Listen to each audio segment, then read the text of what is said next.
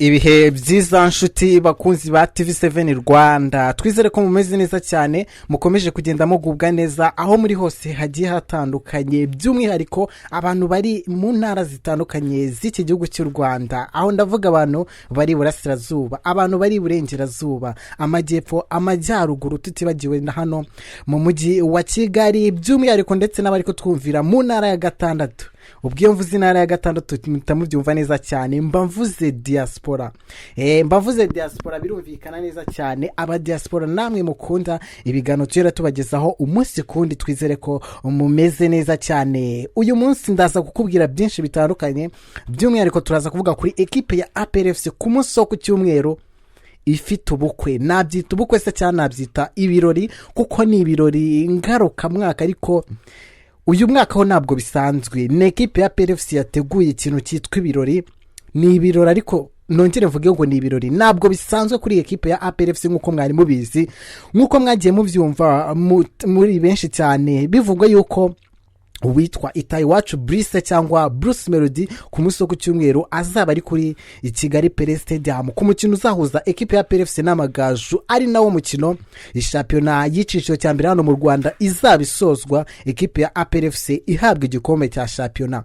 Uwitwa Riderman cyangwa se Riderzo, umwami w'ibisumizi, nawe azaba ari gususuritsa abantu bazabitabiriye iyi mikino wa nyuma wo gutwariraho igikombe kuri equipe ya APRFC. N'uwitwa Chris Easy nawe azaba ahabaye agenda yigaragaza mu bintu bigiye bitandukanye mu ba DJ. Noneho ni ibibazo abantu bakunda DJ Toxic, ni umu DJ wa mbere, niwe uzaba uri gususurutsa abantu kuri Kigali Pele Stadium ku isaha y'isa 8. Nibwo uyu mukino waje kuba bawushyira saa 8 kugira ngo abakunzi ba equipe ya APRFC bazabone umwanya wo gutarama ndetse n'uwo kwishima kugira ngo ibintu be bigenda neza cyane. Muribuka ku munsi wa Rayon Day, equipe ya Rayon Sport, uwari MC wa Rayon Sport bamwita Faustin Simbigaruko cyangwa se Mugenzi, ubwo yarari MC muri kiriya gitaramo cya Rayon Day, yaje kuba yangirwa kuza ku ifarashi.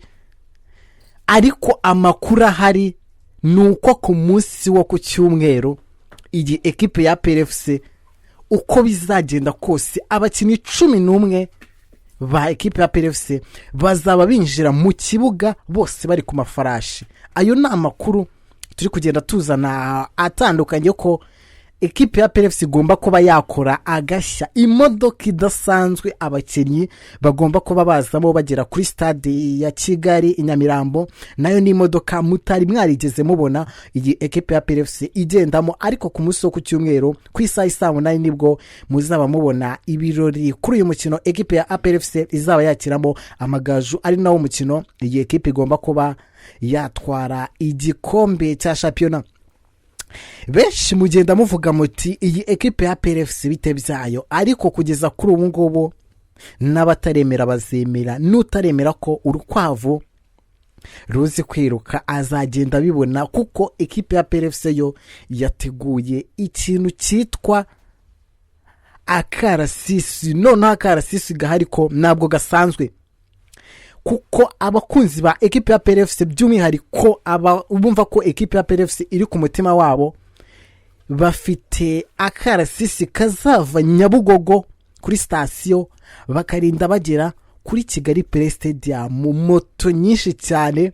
Abamotari birumvikana nibo bagomba kuba baryoshya uyu munsi n'amadarapo ya equipe ya APRFC, dore ko ubu ngubu kugeza kuri ubu ngubu equipe ya APRFC yashyizeho amajezi ya APRFC ya shampiyona, aho ejezi iri kugura 5,000 gusa kugira ngo ube washyigikira equipe ya APRFC. Uwifuza jezi ya equipe ya APRFC aratanga 5,000 gusa ahabwe jezi yanditseho shampiyona 2023 2024. Ubwo birumvikana ubuyobozi bwa equipe ya APRFC buvuga ko ku munsi wo ku cyumweru bifuza kuzabona stade irimo ibara ry'umukara n'umweru gusa, kuko bamaze kuba bashyirwaho n'uburyo bw'uko iyi equipe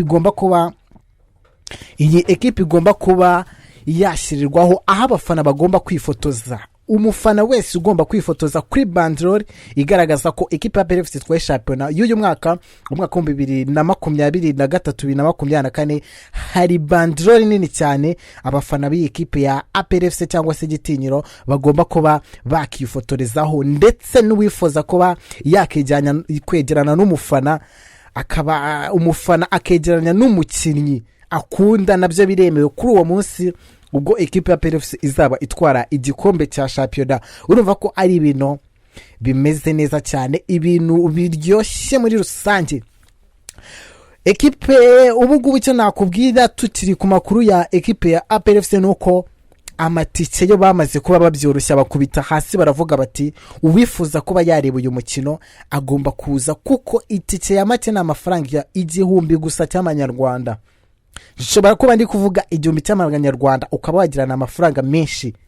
Fata ibiceri 10 by'ijana bifate urahita ujya kureba umupira kuri Kigali Play Stadium, urebe ivyo birori, ubashe kubona Bruce Melody, Chris Easy, Riderman ndetse na DJ Toxic uzabo habaye ari kugenda abasusurutsa, kuko uwitwa Bruce Melody cyangwa se Itahi wacu uri ugomba kuba ari muri half time show, niwe uzaba uri gutwika abantu bazaba batabiriye uyu mukino wa nyuma wa Premier League y'u Rwanda. Ni Rwanda Premier League, nibwo APR FC igomba kuba yazamura igikombe cyayo cya 22 ekipe ya APR FC itwara ibikombe cya shampiyona. Ni ibintu bimeze neza cyane kuri iyi ekipe ya APR FC. Ariko andi makuru tunyarutse ku ma ekipe agomba kuba yamanuka mu cyiciro cya kabiri, ni nyuma yako ekipe ya Muhazi United yo ibashije kuba yabona amahirwe yo kuba yagoma mu cyiciro cya mbere. Nayo yagize gutya iva ku mwamba, byari birangiranye kuko umukino w'ejo yaje kubitsindwa na AS Kigali, ariko urumva ko ekipe ya Muhazi United yaje kubigira amahirwe adasanzwe atabonwa n'umuntu n'umwe. Kugeza kuri ubu ngubu ama ekipe agomba kuba yamanuka mu cyiciro cya kabiri aracyara amakipe 3. Ayo makipe 3 yose na y'Iburasirazuba, harimo ekipe ya Sunrise, ekipe ya Bugesera ndetse na ekipe ya Etoile de l'Est. Na ama ekipe 3 hagomba kuvamo indi ekipe igomba kuba yamanuka, kuko hagomba kumanuka ama ekipe 2 birumvikana. N'umukino uzaba ku munsi wo kuwa gatandatu ku isaha 9, aho ekipe ya Etoile de l'Est igomba kuba yakakira ekipe ya Bugesera Football Club. N'umukino utoroshye, aho bivugwa yuko uyu mukino ari wo mukino abantu bose biteze, kuko ekipe zose n'iz'Iburasirazuba, ni ekipe zose z'intara y'Iburasirazuba. Hagomba kuvamo ekipe igomba kubwira ati wowe busubiye mu cyiciro cya kabiri uracyafite byinshi byo kuba wakiga kugira ngo uze gukina icyiciro cya mbere. Akanya gato kose Etoile de l'Est yakora amakosa iramanuka mu cyiciro cya kabiri. Akanya gato kose ekipe ya Bugesera United yakora amakosa nayo iramanuka mu cyiciro cya kabiri, ijye gusanga izo kipe zose zitandukanye zikina mu cyiciro cya kabiri. Urumva ko ari ibintu bigiye bitandukanye. Abakunzi ba ruhago baracyavuga bati iyi niyo match ikomeye, kuko turakeka ko ibintu byose byamaze kuba birangira. Ikipe ya APR FC yatwaye igikombe, ariko haracyari igikombe cyanyuma cy'ama ekipe agomba kumanuka mu cyiciro cya kabiri. Twavuga ko ari igikombe kuko iyi manuka irabisezeye kongera gukina icyiciro cya mbere cyane mu Rwanda. Reka ubwire ngo komeza kugenda ugubwa neza wowe ukurikiye TV7 Rwanda ukanda subscribe.